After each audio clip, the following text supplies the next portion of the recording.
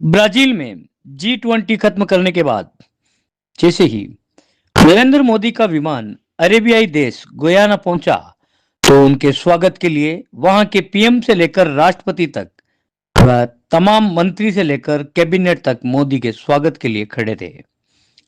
हवाई अड्डे पर पीएम मोदी का शानदार स्वागत हुआ। प्रधानमंत्री नरेंद्र मोदी इतना सत्कार देकर गदगद हो गए। गुयाना ने पीएम मोदी का अपना सर्वोच्च नागरिक सम्मान भी दिया। पीएम मोदी यहां 20 व 21 नवंबर तक रहे। पीएम मोदी के स्वागत की शानदार तस्वीर दे रहे एयरपोर्ट पर पीएम मोदी के स्वागत के लिए गुयाना के राष्ट्रपति डॉक्टर मोहम्मद इरफान अली, प्रधानमंत्री मार्क फिलिप्स के साथ कई मंत्री मौजूद थे। इसके बाद कनाडा के पीएम व बारबाडोस के पीएम ने गुयाना में जॉर्ज टाउन के एक होटल में पीएम मोदी का स्वागत किया। पीएम मोदी ने गुयाना के स्थानीय लोगों द्वारा प्रस्तुत सांस्कृतिक प्रस्तुतियां भी देखी। वह गुयाना के 2 दिवसीय दौरे पर है। अपनी यात्रा के दौरान पीएम मोदी राष्ट्रपति डॉक्टर मोहम्मद इरफान अली से द्विपक्षीय बातचीत करी। साथ ही गुयाना के संसद की एक विशेष बैठक में मोदी का भाषण हुआ। इसके अलावा वे दूसरे भारत शिखर सम्मेलन में अरेबियाई साझेदार देशों के नेताओं के साथ भी हिस्सा लिया। खास बात यह है कि पीएम मोदी 56 साल में गुयाना की यात्रा करने वाले पहले भारतीय प्रधानमंत्री हैं। इसलिए उनका यह दौरा खास रहने वाला है, जिस पर पूरी दुनिया की नजर टिकी है। योर एक्सीलेंसी राष्ट्रपति इरफान अली, दोनों देशों के डेलीगेट्स, मीडिया के साथियों, नमस्कार। कैरिबियन की गार्डन सिटी जॉर्ज टाउन में हमारे भव्य स्वागत के लिए मैं राष्ट्रपति इरफान अली और उनकी पूरी टीम का हृदय से आभार व्यक्त करता हूं। 56 वर्षों के बाद किसी भारतीय प्रधानमंत्री का गयाना की यात्रा पर आना हमारे संबंधों में एक महत्वपूर्ण माइलस्टोन है। गयाना के साथ मेरा निजी रूप से गहरा नाता रहा है। लगभग 24 वर्ष पहले एक सामान्य नागरिक के रूप में मुझे यहां आने का अवसर मिला था। भारत और गयाना के संबंध कितने ऐतिहासिक और गहरे हैं, उसकी झलक मैंने उस समय देखी थी। आज प्रधानमंत्री के रूप में एक बार फिर यहां आना मेरे लिए सौभाग्य की बात है। फ्रेंड्स, राष्ट्रपति इरफान अली का भारत के साथ एक विशेष और अटूट नाता है। पिछले वर्ष उन्होंने मुख्य अतिथि के रूप में प्रवासी भारतीय दिवस की शोभा बढ़ाई। उनकी यात्रा से हर क्षेत्र में हमारे सहयोग को नई ऊंचाइयों पर ले जाने की प्रेरणा मिली थी। इसी सकारात्मक भाव से आगे बढ़ते हुए हम अपनी पारस्परिक लाभकारी साझेदारी की रचना कर रहे हैं। आज की बैठक में हमने हमारे सहयोग को मजबूत करने के लिए कई नए इनिशिएटिव्स की पहचान की है। हमारे आपसी व्यापार और आर्थिक सहयोग को बढ़ाने के लिए हम निरंतर प्रयास करते रहेंगे। गयाना के लोगों की आवश्यकताओं के अनुरूप उनकी स्किल डेवलपमेंट और कैपेसिटी बिल्डिंग में भारत ने महत्वपूर्ण योगदान दिया है। यह भारत के लिए उच्च प्राथमिकता का विषय है। हम इस सहयोग को आगे बढ़ाएंगे। कृषि के क्षेत्र में हमारी करीबी सहयोग रहा है। पिछले वर्ष भारत द्वारा दिए गए मिलेट सीड से हम गयाना के साथ साथ पूरे क्षेत्र की फूड सिक्योरिटी बढ़ाने में अपना योगदान दे सके।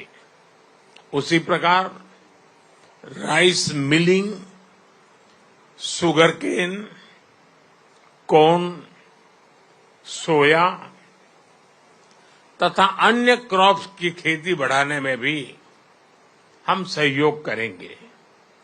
हम दोनों देशों के कृषि अनुसंधान संस्थानों के बीच सहयोग बढ़ाने पर भी सहमत हुए। कृषि के क्षेत्र में आज किए जा रहे एमओयू से हमारे प्रयासों को बल मिलेगा। भारत फार्मा प्रोडक्ट्स के लिए गयाना का महत्वपूर्ण स्रोत है। हम फार्मा एक्सपोर्ट्स बढ़ाने के साथ साथ गयाना में जन औषधि केंद्र बनाने पर भी काम करेंगे।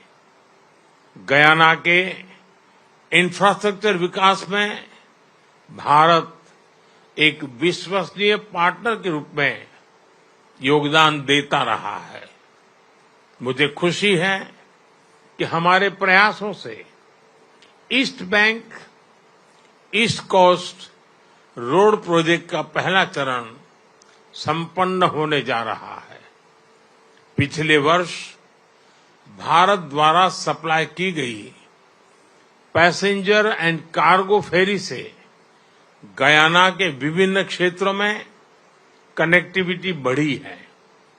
टेक्नोलॉजी में सहयोग बढ़ाते हुए हम अपने संबंधों को एक फ्यूचरिस्टिक दिशा दे रहे हैं। भारत के डिजिटल पब्लिक इंफ्रास्ट्रक्चर यानी इंडिया स्टेक से पब्लिक सर्विस डिलीवरी को रिवॉल्यूशनाइज किया जा रहा है। साथ ही यह गुड गवर्नेंस और पारदर्शिता बढ़ाने का भी प्रभावी माध्यम है। टेक्नोलॉजी के माध्यम से जन कल्याण सुनिश्चित करने का हमारा अनुभव हम गयाना के साथ साझा करेंगे। ऊर्जा के क्षेत्र में नई संभावनाओं को देखते हुए हम नेचुरल पार्टनर्स के रूप में आगे बढ़ेंगे। भारत की एनर्जी सिक्योरिटी में गयाना की अहम भूमिका होगी। इस संदर्भ में लॉन्ग टर्म पार्टनरशिप के लिए एक खाका तैयार किया जाएगा। इस विषय पर आज किए जा रहे एमओयू से हमारा सहयोग और सुदृढ़ होगा। मुझे खुशी है कि गयाना भारत द्वारा लिए गए international solar alliance, coalition for disaster resilient infrastructure, global biofuel alliance जैसे इनिशिएटिव से जुड़ा हुआ है।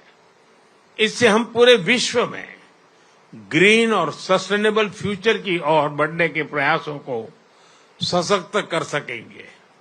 रक्षा के क्षेत्र में करीबी सहयोग हमारे गहरे आपसी विश्वास का प्रतीक है। मुझे खुशी है कि पिछले वर्ष भारत द्वारा 2 डोनियर एयरक्राफ्ट गयाना को सप्लाई किए गए हैं। हम स्कॉलरशिप और ट्रेनिंग के माध्यम से गयाना के सैनिकों की कैपेसिटी बिल्डिंग में अपना योगदान देते रहेंगे। फ्रेंड्स, आज की बैठक में हमने कई वैश्विक एवं क्षेत्रीय मुद्दों पर भी चर्चा की। भारत और गयाना सहमत है कि सभी समस्याओं का समाधान डायलॉग और डिप्लोमेसी से होना चाहिए। हम एकमत है कि ग्लोबल इंस्टीट्यूशंस में सुधार आज के समय की मांग है। क्लाइमेट जस्टिस हम दोनों के लिए प्राथमिकता का विषय है। सभी विषयों पर हम मिलकर प्रयास करते रहेंगे। फ्रेंड्स, 180 वर्ष पहले भारत से यहां आए लोगों ने हमारे संबंधों की आधारशिला रखी है। आज भारतीय समुदाय के लोगों का गयाना के विकास में बहुत महत्वपूर्ण योगदान है। राष्ट्रपति इरफान अली स्वयं भारतीय समुदाय के बहुत बड़े ब्रांड एम्बेसडर हैं। यह मेरे लिए और 140 करोड़ भारतवासियों के लिए अत्यंत गर्व का विषय है।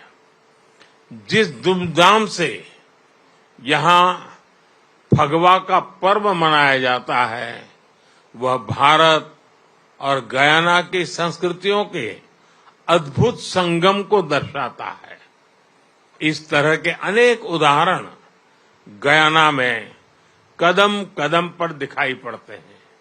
आज हम दोनों देशों के बीच 2027 तक कल्चरल एक्सचेंज एग्रीमेंट पर सहमति बनी है। इससे हमारे पीपल टू पीपल टाइज और मजबूत होंगे। राष्ट्रपति इरफान अली भारतीय समुदाय के लोगों की भलाई के लिए सदैव तत्पर रहे हैं। इसके लिए मैं उनका विशेष रूप से आभार व्यक्त करता हूं। एक्सेलेंसी, हमारे आतिथ्य सत्कार और आपकी मित्रता के लिए एक बार फिर मैं सबका तरफ से आपको हृदय से बहुत बहुत धन्यवाद करता हूं।